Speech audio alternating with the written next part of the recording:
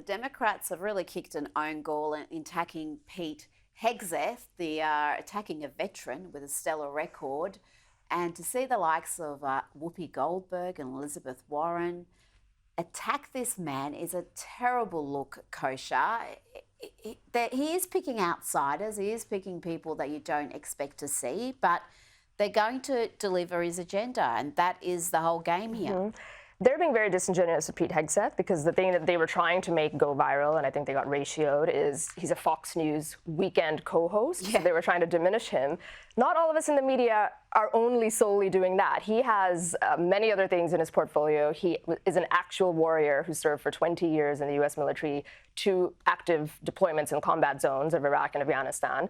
We've moved away from this, where in the past it used to be actual warriors and soldiers commanded the army and not people sitting behind cushy desks in D.C. He ticks that box. And by the way, he also graduated from Princeton and Harvard for the credentialists who want to mock his intelligence by diminishing him as just a weekend co-host. So it's very interesting. He is a young guy, again, very different profile than who's typically in there. But to call him, to diminish him is disingenuous because he clearly has leadership skills. And he also clearly knows what's the problem, what are the problems within the bureaucracy that he has to fix. He's spoken about that at length.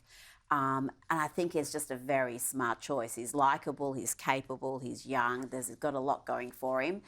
And someone else who ticks all those boxes and who Trump has nominated is a former Democrat Congresswoman, Tulsi Gabbard. She's going to serve as Director of National Intelligence.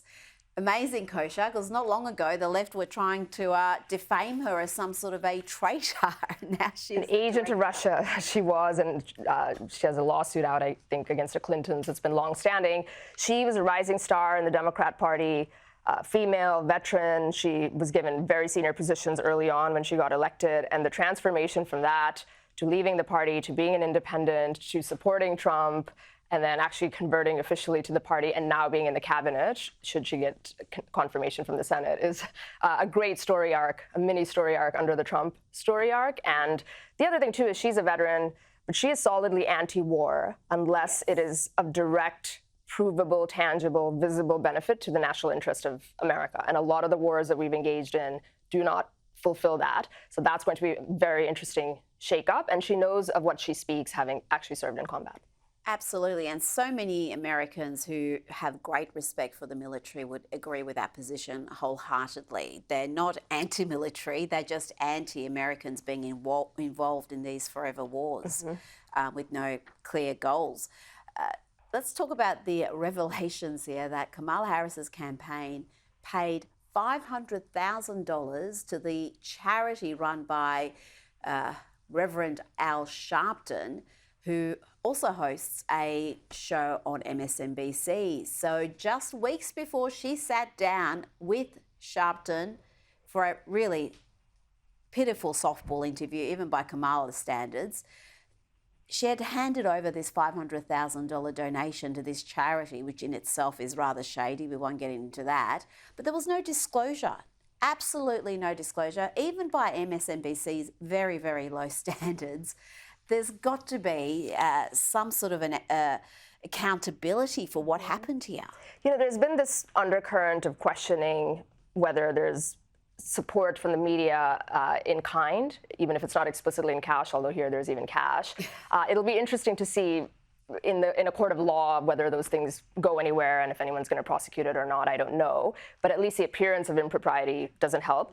On top of the fact that she raised $1 billion, as we've talked about before, and is now at a deficit of $20 million because she's paying $500,000 here, $1 million to Oprah, who knows what she paid to Beyonce, and I don't think she has much to show for it.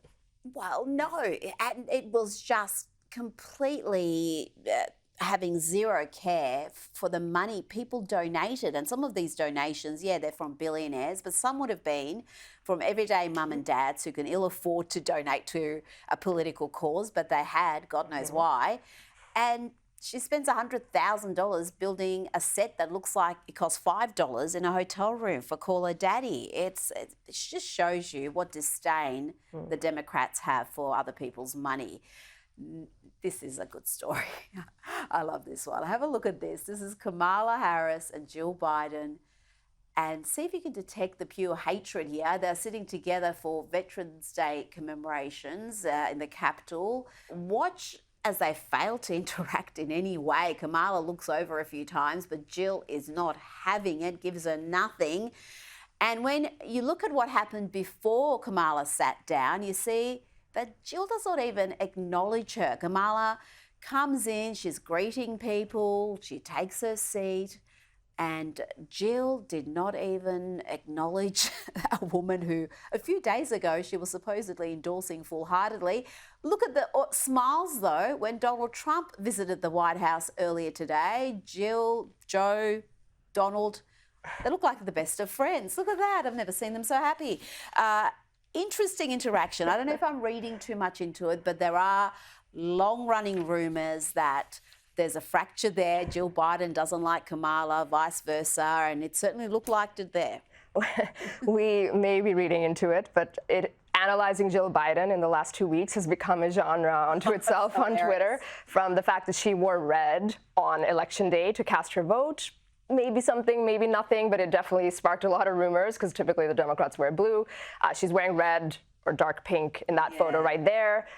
And then the stone cold demeanor with Kamala that you just showed, and then smiling, the biggest smile ever with Trump. You know, it definitely creates an interesting narrative that we can have fun with. And it's backed up by a little bit of substance in that it's easy to imagine that the Bidens do feel snubbed and scorned with how they were treated and pushed out at the 11th hour. So it's not hard to believe. Coup. You can understand. And you talked about Joe Biden and him in recent days being so happy. I haven't seen him this happy for years, literally for the whole 4-year term. It's hard to think of a time where he's just got that big smile on his face. I don't know whether it's just the pressure's lifted and he can just enjoy the final months of his lame duck presidency, or what it is, but he seems to be a changed man. Kosha Gada, thank you so much for your time tonight. Pleasure.